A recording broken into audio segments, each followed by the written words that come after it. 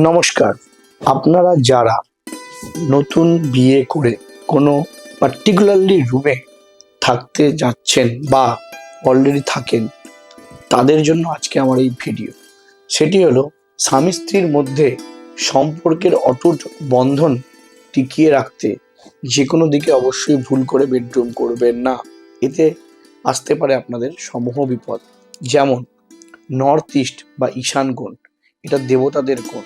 এখানে কোনোভাবেই নতুন স্বামী স্ত্রীর বেডরুম করা যাবে না। ইভেন যারা বিগত 4-5 বছর আগে বিবাহ করে তাদেরও হবে না। দক্ষিণ পূর্ব কোণ, অবশ্যই এই কোণেও কিন্তু বেডরুম যায় না, কারণ এটি হলো অগ্নিকোণ। তাহলে সব থেকে ভালো দিক কোনটা?